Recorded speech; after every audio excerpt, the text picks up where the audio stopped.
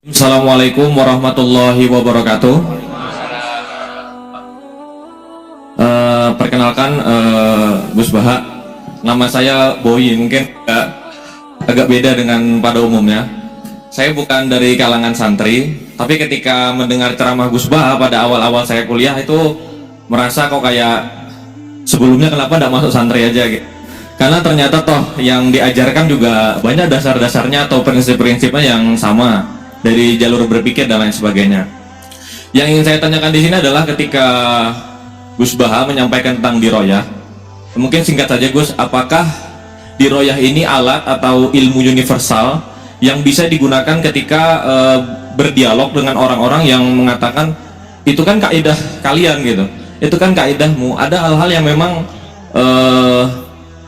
tidak bisa dipersamakan atau tidak bisa digeneralisir, ya mungkin seperti itu Gus. Dan juga yang terakhir, kalau boleh saya izin bersalaman, boleh Gus? Kesempatan. Oke, Assalamualaikum warahmatullahi wabarakatuh.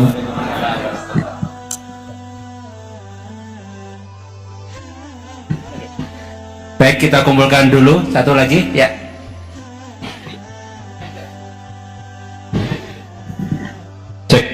Bismillahirrahmanirrahim. Assalamualaikum warahmatullahi wabarakatuh. Ya, perkenalkan saya Taufik Satrio, biasa dipanggil Tosa. Ya. Ya. Singkatan. Baik, langsung saja mungkin untuk pertanyaannya. Di yaumil akhir nanti kan ada yang namanya yaumil mizan. Itu pertimbangan gitu kan. Nah, itu bagaimana kalau timbangannya itu sama, artinya seimbang? Apakah itu nanti akan berada di tengah-tengah antara surga dan neraka atau seperti apa? Kemudian yang kedua itu terkait dengan perbuatan buruk ke orang lain.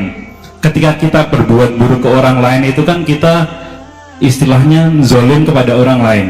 Tapi di lain sisi itu secara zahir kan seperti itu, tapi di lain sisi di akhirat itu kan kalau secara pahala kita itu membantu orang lain mendapatkan pahala.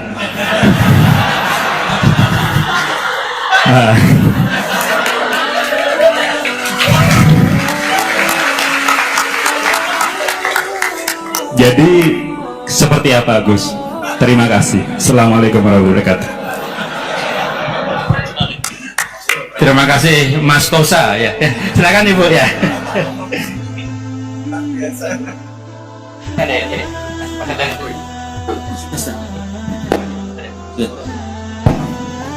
Assalamualaikum warahmatullahi wabarakatuh.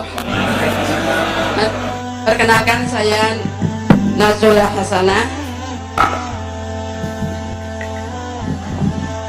Mau bertanya, apakah perbedaan NU sama Muhammadiyah?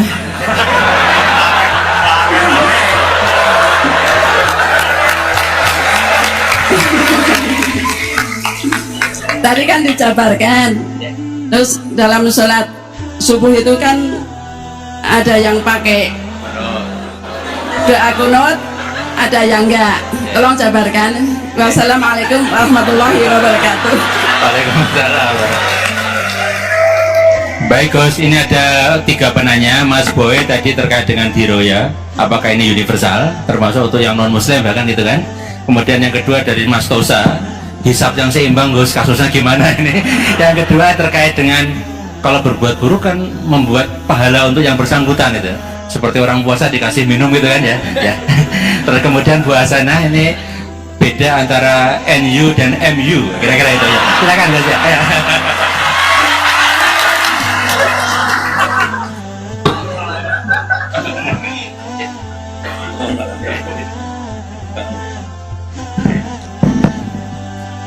Bismillahirrahmanirrahim. Sebelum saya jawab, saya senang kalian semua senang dengan sesuatu yang taat itu. Banyak orang untuk senang nunggu maksiat dulu, mungkin melihat perempuan yang tidak mahram, melihat sesuatu yang maksiat. Jadi ini spesial majelis ilmu, tapi apa? Senang. Ini sesuai rencana Tuhan lah. Seorang itu senang dengan taat, senang dengan ilmu. Ini luar biasa, no? Luar biasa. Tadi pertanyaannya kalau diroya, jadi Islam itu agama untuk logika objektif. Jadi diroya itu ya global, universal. Misalnya saya beri contoh Tuhan yang satu. Itu dulu, saya ulang lagi, dulu itu ada imam namanya Imam Amudi. Itu pengajar matematika, Mas Boy. Pengajar matematika. Itu kan nggak lazim, tapi kiai kok pengajar apa? Singkat cerita, ini cerita keramat. Kalau kalian nggak paham ya keramat sendiri. Jangan nggak paham menentang. Singkat cerita, di antara keramat beliau itu Allah itu nyuruh para malaikat disuruh ngaji matematika sama dia. Ngaji tauhid, tapi disebut sama Allah ngaji matematika. Ternyata apa? Cara ngajarkan gini. Misalnya ngajarkan di titik angka 2, 3 sampai 1 miliar 1 triliun. Nisbatus naini ilama la nihayatalah. Itu nisbatul far asli. Angka itu entah 2, entah 3, entah 1 miliar, semuanya dibanding angka 1 itu namanya cabang. Tetap yang al-aslu itu angka 1. Itu otak siapapun itu akan ekor dengan logika tadi. Bukan kita Muslim. Semuanya akan tahu angka berapapun jumlahnya, tetap asal usulnya angka 1. Terus dia gambar, ya gambar apa saja, gambar masjid, apa gambar sapi atau gambar apa saja. Dimulai 1 titik. Gambar ruwet maupun gak ruwet tetap saja dimulai 1 titik. Nuktotul wujud. Jika kalau zaman saya ngaji, Pak Rektor ngaji dulu diterangkan semua makna Quran ada di Fatihah, Fatihah ada di Bismillah ya, Bismillah itu ada di titiknya, titiknya bak. Lah kenapa ini hebatnya Quran? Kenapa dimulai dari 1 titik? Untuk maklumatkan semua alam raya ini dimulai dari 1 titik, yaitu wujud Allah. Logika seperti itu kan orang nggak terima gimana? Bu, gambar seruat apapun dimulai dari mana coba? 1 titik. Angka sebesar apapun dimulai angka apa? 1. Jadi diroyah itu ya universal gitu mas. Ya gitu mas Baya. Jadi diroyah itu universal. Ya soal ada yang belum dapat hidayah apa itu nomor 2. Tapi logika yang dibangun Islam itu. Terus pertanyaan kedua apa? Draw tadi. Bisa. Kamu ingin draw? Ini kasih nih, nggak pernah ngaji Quran itu. Di antara yang diterangkan Quran detail itu Ashabul A'raf apa? Ashabul A'raf, orang yang baiknya sama buruknya itu imbang. Itu sudah disediakan nanti di surga itu ada pagar. Kamu ingin di situ? Pagar pembatas apa? Pagar pembatas. Di surga enggak, neraka enggak. Jadi kejadian surga dan neraka itu gini tak terangin ya. Jadi kira-kira gini, kan hisab itu hanya rubu'un nahar, sekitar 2 jam, 2 jam setengah selesai. Jadi satu dunia ini dihisab Allah, hanya Allah butuh waktu 2,5 jam rubu'un nahar. Kenapa gitu Pak Rektor? Karena semuanya datang ini sudah terindikasi dan itu sudah jelas. Misalnya orang yang soleh banget, wajahnya bersinar, bahkan semua tubuhnya bersinar. Yas'anuruhum baina aidihim, yang pas-pasan ya sinarnya pas-pasan, sehingga nanti yang punya sinar cukup di kanan, yang kelip-kelip agak yang rawan kesaruk ini yang gelap gulita langsung di kiri. Nah itu terus faduri babenahum bisuril lahubab, terus Allah langsung bikin pagar. Nah yang rawan kesaruk pagarnya yang kelip-kelip tadi, yang temangsang ini, karena yang jelas hitam di kiri, yang jelas putih kanan. Yang abu-abu ini sama malaikat digaruk saja. Nah, terus temangsang di Araf itu.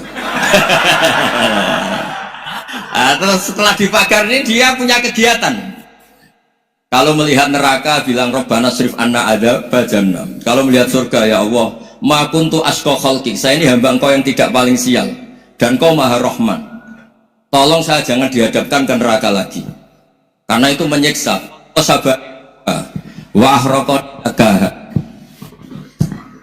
Ya ketika melihat neraka itu dia komentar, ya Allah, neraka ini begitu merusak wajah saya. Hawa panasnya itu sudah menghancurkan semua, baunya juga agak enak. Saya minta saya dihadapkan ke surga bersama Allah. Tapi kamu tidak minta lagi kan? Tidak, saya hanya minta itu tok. Gitu. Nah ini saya pandu, kalau kamu ngalami tak pandu. Kalau kamu ngalami tak pandu. sama Allah, terus diberi janji supaya tidak minta yang lain. Tidak, saya tidak akan minta lagi. Terus melihat surga. Nah, di surga melihat orang kayak gitu kan, di surga nanti kalian kan hura-hura semua. Wah, istri yang di dunia kurang cantik, rewel, yang di surga itu istrinya cantik semua, gak rewel semua. Gak minta belanja, cantiknya udah usah kesalahan, pokoknya top lah. Terus dia melihat tersiksa, orang Jawa ngiler. Weh, masa ngelihat tok? Akhirnya ya lama-lama berani ngajukan, ya Allah masa ngelihat tok? Buat dikasih masuk itu. Ya terus, tapi kamu kan janji tidak minta lagi. Ya terus ngerayu-ngerayu Tuhan lagi. Akhirnya walhasil nanti kalau betul-betul Araf itu nasibnya akhirnya masuk surga. Tapi tadi digarap dulu lah, dikerjain dulu. Itu lama sekali perjalanannya, memang lama sekali. Nah soal orang membunuh itu, apa contohnya tadi? Berbuat buruk sama orang lain, ya apapun lah. Berbuat buruk sama orang lain itu, kalau faktanya nanti tobat, Allah yang bisa ngelola itu. Makanya Nabi pernah senyum-senyum, pernah tertawa-tawa. Sungguh ketika Allah menghendaki rahmatnya itu semuanya indah. Yaqtulul qatil fayatubu hadar. Jadi ada orang yang saya membunuh, terus dia tobat serius. Kemudian al-maktul yang dibunuh ini masuk surga karena madlum. Qatilnya karena tobat serius juga masuk surga. Ya begitu juga di kedoliman-kedoliman yang lain. Jadi ya makanya tobat itu penting sekali. Ya taruh saja begini yang terkenal ya, contohnya Wahsy itu jelas di surga karena syahid dibunuh Wahsy. Apa Hamzah? Hamzah ini jelas di surga karena maktul syahidan, dibunuh secara syahid oleh Wahsy. Tapi karena Wahsy tobatnya serius, nanti juga di surga. Begitu juga keburukan-keburukan yang lain. Jadi tobat ini misalnya ada orang hartanya dicuri. Tentu yang dicuri ini kalau dia orang baik, ya mungkin secara formal lapor polisi, tapi kalau dia orang baik mungkin ridho lah, sudah itu saya ridho kan. Berkahnya ridho, dia menjadi orang baik karena ridho diuji Allah, hartanya apa? Dicuri. Kemudian yang mencuri tobat, entah harta itu dikembalikan, entah dikasihkan masjid sebagai amalnya yang dicuri, entah apa-apa, Allah ngasih tobat orang ini. Kemudian sama-sama jadi orang baik, kemudian sama-sama di surga. Makanya itu Nabi sampai senyum-senyum, betapa rahmatnya Allah tidak terbatas. Soalnya betapa rahmatnya Allah tidak terbatas. Bahkan qatil sama maktul bisa ngopi di surga bareng tadi itu. Karena ya tadi masyhur itu. Yang paling legenda dalam sejarah Islam kan, saya pernah membunuh orang yang sangat dicintai Rasulullah. Sebagai tobat saya akan membunuh orang yang paling dibenci Rasulullah. Singkat cerita, Wahsy ini menangi bunuh Musailamah al-Kadzdzab, orang yang ngaku-ngaku Nabi yang merusak tatanan apa? Islam. Apapun itulah, cerita-cerita apapun itu. Makanya saya sering cerita, kalau preman pasar itu tobat, bu, jangan nyapu masjid. Tobatnya tetap di pasar, yang dulu pasar gak aman karena dia, sekarang aman karena dia. Jangan tobat terus nyapu di pasar, pasar diganti subsistennya, pengganti. Itu gak fair apa? Jadi kalau tobat itu harus seimbang dengan zaman salahnya. Zaman apa? Kayak Umar. Ketika dia kafir itu orang Islam dibikin takut. Terus ketika dia Islam, gantian orang kafir dibikin takut. Pertama dia Islam langsung marahnya Abu Jahal, awas kalau ganggu Rasulullah, ngadepin saya. Itu fair. Kenapa? Fair. Jangan tobatnya bikin orang takut, lah tobat ke masjid nyapu, yang di pasar diganti penggantinya tetap gaduh. Gak boleh, harusnya kalau lama bikin pasar takut, ya sekarang lama bikin pasar apa? Aman. Itu tobat yang apa? Seimbang. Ya kira-kira gitu ya. Nanti tak pandu kalau sudah di Arab. Terus yang ketiga NU sama MU. Satu itu beda seragamnya dan logonya.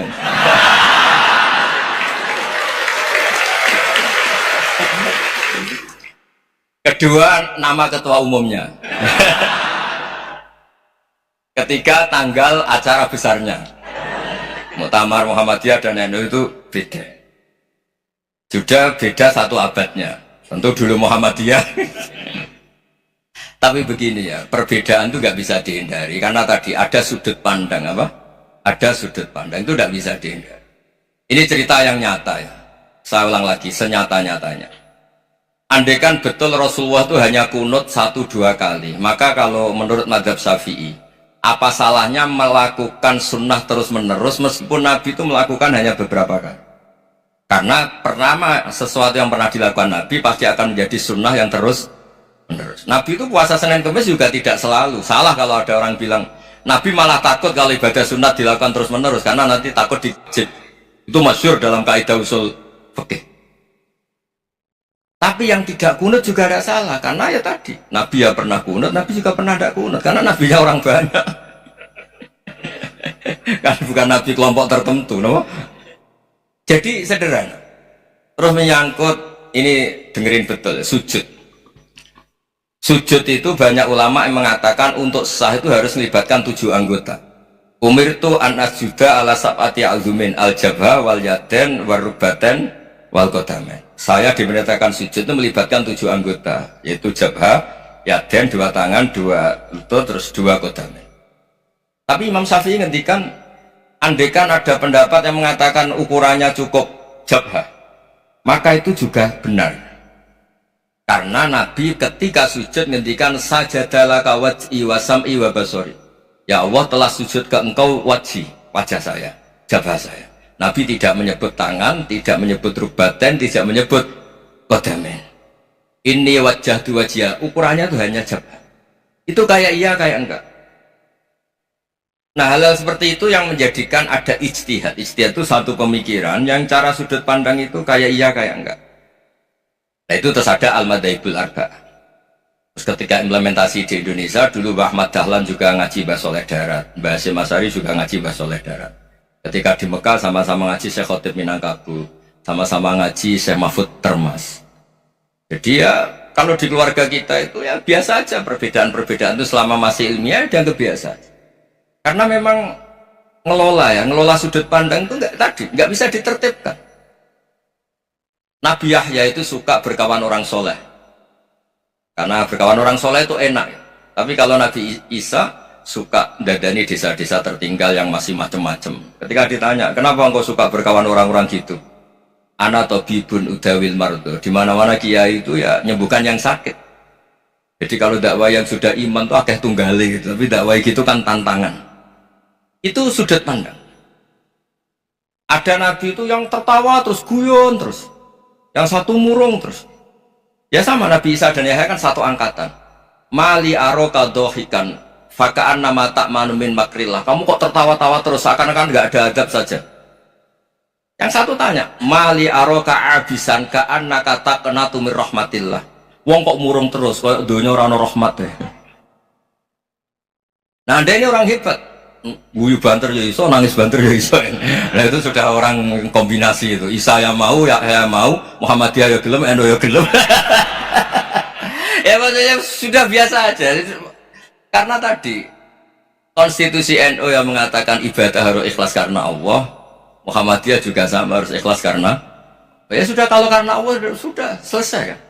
Yang menjadi masalah itu kan identitas untuk hadun nafsu, untuk diri sendiri. Kalau kita ikhlas masalahnya apa?